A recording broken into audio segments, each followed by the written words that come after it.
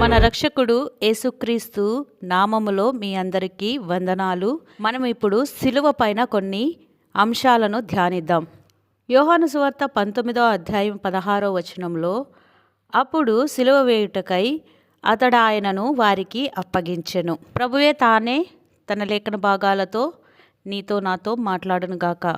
సిలువను గురించి నశించిపోతున్న వారికి వెరితనముగా ఉంటుంది, కానీ రక్షింపబడుతున్న పాపికి అది దేవుని శక్తి అయి ఉన్నది. సిలువ అనగా దేవుని యొక్క ప్రేమ, త్యాగము, ఆయన మరణాన్ని జయించిన విజయానికి చిహ్నమై ఉన్నది. సర్వశక్తిమంతుడైన దేవుడు, సమస్తానికి అధిపతి అయిన దేవుడు, ఆది సంభూతుడు నిన్ను నన్ను రక్షించుట కొరకు భూలోకమునకు దిగివచ్చి తను తాను రిక్తుడిగా చేసుకొని మరణం పొందినంతగా, అనగా సిలువ మరణం పొందినంతగా ఆయన దీనుడుగా అయిపోతూ వచ్చాడు.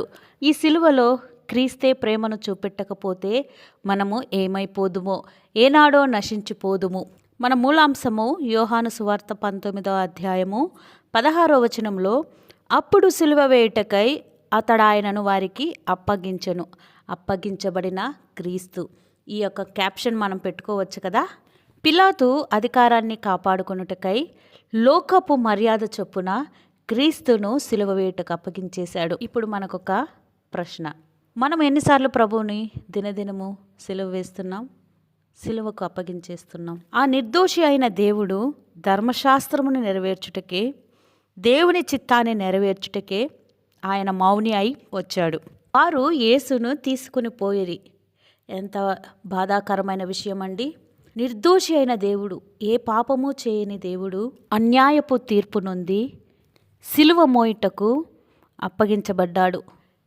నా పాపముల నిమిత్తమే కదా, నా దోషముల నిమిత్తమే కదా, నిన్ను నన్ను రక్షించుట నిమిత్తమే కదా ప్రభు ఇటువంటి కార్యం చేశాడు. ఇంత గొప్ప రక్షణను నిర్లక్ష్య పెట్టిన ఎడల ఎలాగూ తప్పించుకొందుము? చూడుము, ఆ సిలువను చూడుము. క్రీస్తు నీ కొరకు పడిన యావత్ బాధలను జ్ఞాపకం చేసుకొనుము. ఏ పాపము ఎరగని వ్యక్తి, ఏ దోషము లేని వ్యక్తి నీ కొరకు పాపముగా చేయబడ్డాడు. ఆయన పాపి కాదండి, పాపముగా చేయబడ్డాడు. అన్యాయపు తీర్పు నొందుతూ వచ్చాడు. క్రీస్తే కదా.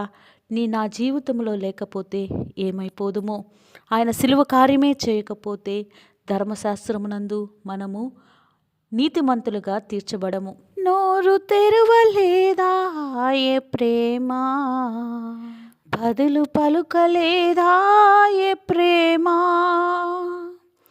ఇది ఎవరి కోసమో, నీ కోసమే నా కోసమే సిలువలో ఆగింది యాత్ర, కరుణామయుని దయగల పాత్ర. ఈ రీతిగా ఆయన నీ కొరకు నా కొరకు కలువరి గిరికి వెళ్తూ వచ్చాడు. పరిశుద్ధుడైన దేవా యేసు ప్రభువా, నీకు వందనాలు. నీ సిలువ త్యాగము నాయన, నువ్వు మా కొరకు పడిన యావత్ బాధలు, నువ్వు కార్చిన రక్తము, ఇవే కదా మాకు రక్షణకు కారణము. ప్రభువా, నేను స్తుతిస్తూ వస్తున్నాను. నా రక్షణను అంతవరకు కాపాడుకుంటూ సహాయపడము. సిలువ వైపు మాత్రమే చూడగలుగుటకు